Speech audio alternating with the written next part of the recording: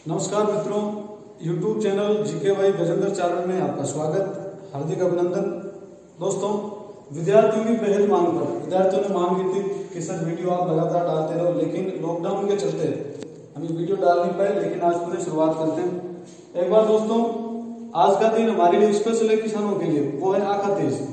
आखा तीज का त्योहार मनाया जाता है वैशाख शुक्ल तृतीया को, और आखा तीज के दिन हर रोज ये होता था, बाल विवाह ज्यादा होते हैं, शादियां होती थी, लेकिन अभी लॉकडाउन में कुछ नहीं हो रहा है।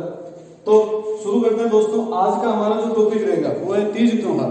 तो इस टॉपिक में से कम प्रश्न आते हैं, 3-4 प्रश्न आते हैं एग्जाम में। तो देखिए तीज त्योहार। पहली तीज दोस्तों, त्योहारों से मैं आज आपको राजस्थान की प्रमुख तीजें पढ़ाऊंगा कि राजस्थान में त्योहारों की शुरुआत कब होती है और राजस्थान में त्योहारों की समाप्ति कब होती है। तो देखिए, कहा जाता है तीज त्योहारा बावड़ी ले डूबी गणगौर, यानी राजस्थान में त्योहारों की शुरुआत होती है वो होती है तीज। तीज कौन सी? छोटी तीज। और जो समाप्ति होती है वो होती है गणगौर से। देखिए, तीज त्योहारा बावड़ी, तीज त्योहारा बावड़ी ले डूबी गणगौर। तीज त्योहारा बावड़ी ले डूबी गणगौर, यानी राजस्थान में त्योहारों की जो शुरुआत होती है इस तीज पे होती है, और जो समाप्ति होती है वो होती है यहां होती है। तो राजस्थान में त्योहारों की शुरुआत होती है तीज, वो है छोटी तीज, और छोटी तीज मनाई जाती है श्रावण शुक्ला तृतीया। श्रावण शुक्ल तृतीया राजस्थान में त्योहारों की शुरुआत छोटी तीज से, और छोटी तीज मनाई जाती है श्रावण शुक्ला तृतीया को। राजस्थान में त्योहारों की समाप्ति होती है गणगौर से, और गणगौर मनाई जाती है चैत्र शुक्ल तृतीया। कब मनाई जाती है? चैत्र शुक्ल तृतीया। देखिए मित्रों, आगे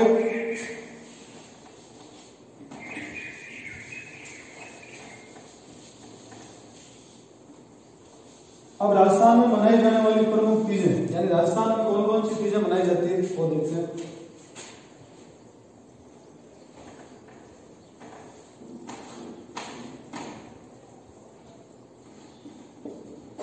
पहली जो तीज है वो है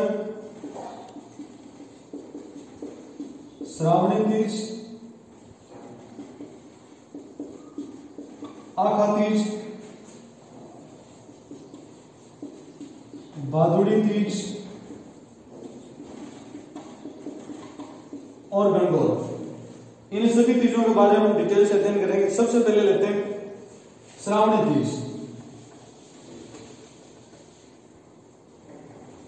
दोस्तों, राजस्थान में त्योहारों की जो शुरुआत होती है वो होती है श्रावण शुक्ला तृतीया से। ये जो तीज मनाई जाती है ये मनाई जाती है श्रावण शुक्ला तृतीया को। इस तीज के उपनाम है छोटी तीज।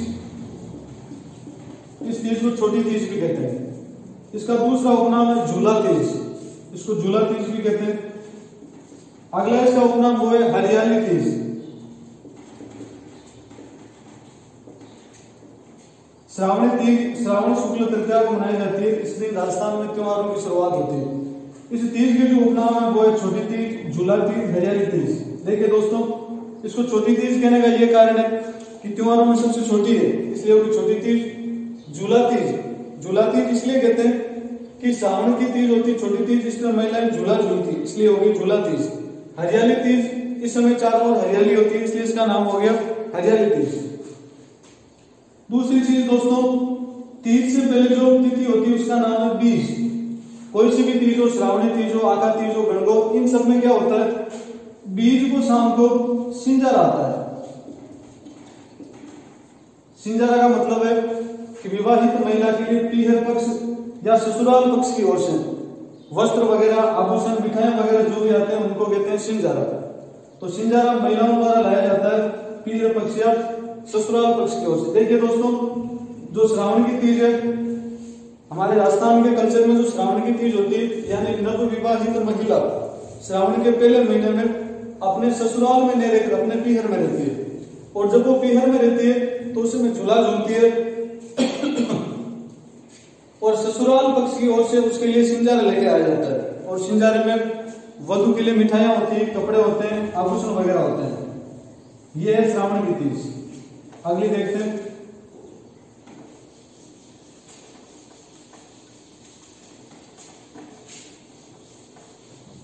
दूसरी जो तीज है दोस्तों उसका नाम है आका तीज।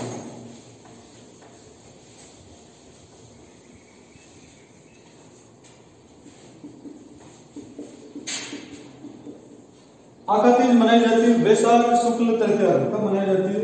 वैशाख शुक्ल तृतीया को।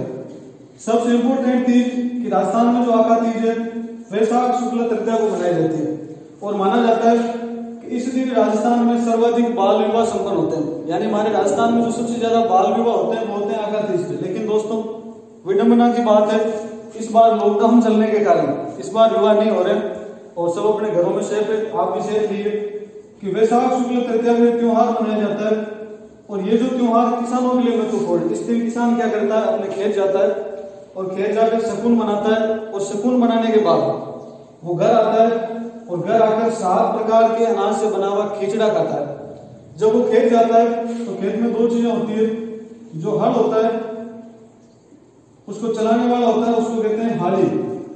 इस दिन वैशाख शुक्ल तृतीया आका तीज को किसान खेत जाता है और खेत में जाकर हल चला जाता है। इससे 2 चीजें जुड़ी हुई है कि किसान यानी हाली को 9 गांठों वाली गोगा राखड़ी बांधी जाती है। इस दिन जो हल चलाने वाला हाली होता है उसको 9 गांठों वाली गोगा राखड़ी बांधी जाती है। सर्पों वगैरह से रक्षा करने के लिए गोगा राखड़ी बांधी जाती है। और हल शुरू करते समय तेजा टेर गाई जाती है, जो हमारे राजस्थान में लोकप्रिय तेजा टेर वीर तेजाजी महाराज की। ये है आका तीज का त्योहार। और राजस्थान में पूछा जाता है सर्वाधिक बाल विवाह कब संपन्न होते हैं? आका तीज के दिन। आगे बढ़ते हैं। अगली जो हमारी तीज है, देखिए दोस्तों याद रखिएगा, स्पेशल है वैशाख के महीने में जो दोनों तीजें हैं वो दोनों महत्वपूर्ण है। वैशाख के महीने में कृष्ण पक्ष में तीज आती है वो भी महत्वपूर्ण है और शुक्ल पक्ष में आती है वो भी महत्वपूर्ण है। ये पक्ष हो गया कृष्ण और ये हो गया शुक्ल। कृष्ण पक्ष का मतलब है अंधेरा पखवाड़ा और शुक्ल पक्ष का मतलब है चांदना पखवाड़ा। आप राजस्थान में होगा जगह। तो कृष्ण पक्ष में जो तीज आती है ये अत्यंत महत्वपूर्ण है। ये तो मैंने आपको बता दी शुक्ल पक्ष वाली क्या का तीज मनाई जाती है। वैशाख कृष्ण पक्ष जो तीज मनाई जाती है इसको कहते हैं ढींगा गवर। किस नाम से जाना जाता है? इसको जाना जाता है ढींगा गवर गणगौर के नाम से। ये जो ढींगा गवर परीक्षा में कई बार पूछा गया, ढींगा गवर गणगौर कब मनाई जाती है? ये मनाई जाती है वैशाख कृष्ण तृतीया को। इसकी जो शुरुआत कहां से हुई है और ये प्रसिद्ध कहां की है, दोनों चीजें पूछी गई है। ढींगा गवर गणगौर की शुरुआत हुई है मेवाड़ से। कहां से शुरुआत हुई दोस्तों? मेवाड़ से। जबकि प्रसिद्ध कहां की है? ये प्रसिद्ध है मारवाड़ की। ढींगा गवर गणगौर मेवाड़ में शुरू हुई है जबकि प्रसिद्ध है मारवाड़ की। और मेवाड़ में ये जो शुरू की थी मेवाड़ महाराणा राज सिंह जी ने, लेकिन कई जगह ये लिखा हुआ है अमर सिंह। तो ये जो शुरुआत की है मेवाड़ महाराणा राज सिंह जी 1652 से 1680 तक इन्होंने इस त्योहार की शुरुआत की थी। लेकिन मारवाड़ में यह त्योहार धूमधाम से मनाया जाता है। अब दोस्तों विवादित है, कई जगह लिखा हुआ अमर सिंह, तो दोनों नहीं आएंगे, राज सिंह है। यदि राज सिंह नहीं है तो होगा अमर सिंह। आगे देखते हैं। अगली जो तीज है उसका नाम है भादुड़ी तीज। भादवे में जो तीज मनाई जाती है ये मनाई जाती है भाद्रपद कृष्ण पक्ष तृतीया को। यह भी एक महत्वपूर्ण तीज है और मैंने पहले बता दिया कि हर तीज को जो बीज की शाम होती है, तीज से पहले दिन महिलाओं के लिए सिंगार आता है, तो यहां भी आएगा। लेकिन शर्त है जो श्रावण की तीज उसमें जो सिंगार आया था वो आया था महिला के पीहर पक्ष की ओर से, क्योंकि उस समय महिला जो श्रावण का पहला महीना होता है उसमें अपने ससुराल में नहीं रहकर पीर में रहती है। ऐसा माना जाता है कि यदि सास बहू दोनों साथ रहती है तो सास की मौत हो जाती है, इसलिए दोनों साथ नहीं रहती है। अब जो भादुड़ी की तीज इसकी उपनाम भादवे में आती है, इसलिए क्या होगी? भादुड़ी तीज त्योहारों में सबसे बड़ी है, इसलिए क्या होगी? बड़ी तीज। और बड़े को घर में कहते हैं बूढ़ा, इसलिए होगी बूढ़ी तीज। इसका नाम है नीमड़ी तीज। भादवे में आने के कारण भादुड़ी तीज, सबसे बड़ी होने के कारण बड़ी तीज या बूढ़ी तीज, नीमड़ी। इस दिन नीम की पूजा की जाती है और नीम की पूजा करने के कारण इसको क्या कहा जाता है? नीमड़ी तीज। इसका अगला नाम है कजली तीज। वेरी इंपॉर्टेंट प्रश्न दोस्तों, कई बार पूछा गया कि कजली तीज कब मनाई जाती है? कजली तीज कहाँ की प्रसिद्ध है? कजली तीज बूंदी की प्रसिद्ध है। कजली तीज कहाँ की प्रसिद्ध है? बूंदी की। कब मनाई जाती है? भाद्रपद कृष्ण तृतीया को। एक बार फिर से, भाद्रपद कृष्ण तृतीया को जो तीज मनाई जाती है उसके उपनाम है भादुड़ी तीज, बड़ी तीज, बूढ़ी तीज, नीमड़ी तीज, कजली तीज। भादुड़ी तीज भादुड़ी में होने के कारण, बड़ी बूढ़ी तीजों में सबसे बड़ी होने के कारण, नीमड़ी तीज नीम की पूजा होने के कारण, और कजली तीज बूंदी की प्रसिद्ध है, कई बार पूछा गया है, और इसमें नीम की पूजा की जाती है और ये मनाया जाता है भाद्रपद कृष्ण तृतीया को। अब इस दिन भी सिंजार आता है। इस दिन जो सिंजार आता है उसमें जरूरी होता है कि आप अपने हिसाब से कुछ भी ला सकते हैं, आभूषण अपने हिसाब से, ड्रेस अपने हिसाब से, लेकिन जो स्पेशल होता है वो होता है सातू। यानी इस दिन जो सिंजार आता है उसमें सातू लाए जाते हैं, इसलिए इसका नाम हो गया सातुड़ी तीज। आगे बढ़ते हैं, अगली तीज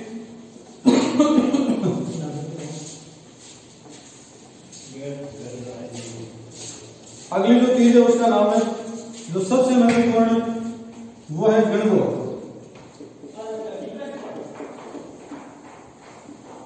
गणगौर से परीक्षा में 2 या 3 प्रश्न पूछे जाते हैं। देखिए डिटेल से, गणगौर का जो त्योहार मनाया जाता है, यह मनाया जाता है चैत्र शुक्ल तृतीया को। कब मनाया जाता है? चैत्र शुक्ल तृतीया को। चैत्र शुक्ल तृतीया को एक त्योहार मनाया जाता है, और चैत्र शुक्ल द्वितीया यानी बीज के दिन शाम को सिंजार आता है। श्रावण की तीज जयपुर की प्रसिद्ध है, और गणगौर जयपुर में उदयपुर की प्रसिद्ध है। अब जो गणगौर का त्योहार राजस्थान में अलग अलग जगह अलग अलग समय पर मनाया जाता है। यह महत्वपूर्ण त्योहार है। गणगौर 2 शब्दों से मिला है। गण का मतलब है शिव जी, और गौर का मतलब है पार्वती, यानी शिव और पार्वती का त्योहार जिसका नाम है गणगौर। गणगौर पर महिलाएं, कुंवारी महिलाएं अपने मनोवांछित पति की प्राप्ति के लिए शिव जी के व्रत करती है, गणगौर का पूजन करती है, और शादीशुदा महिलाएं अपने पति के दीर्घायु जीवन की कामना के लिए गणगौर की पूजा करती है। ये जो त्योहार है, ये त्योहार शुरू होता है चैत्र कृष्ण पक्ष एकम से और चलता है चैत्र शुक्ल तृतीया तक। यानी गणगौर का त्योहार चैत्र कृष्ण पक्ष एकम से शुरू होकर कहां तक चलता है? चैत्र शुक्ल तृतीया तक। कितने दिन हो गए? 18 दिन। अब जो गणगौर का त्योहार कई जगह खुशी के रूप में मनाया जाता है और कई जगह मनाया जाता है शोक के रूप में। तो कहां है खुशी के रूप में और कहां शोक के रूप में मनाया जाता है? नंबर 1 जैसलमेर।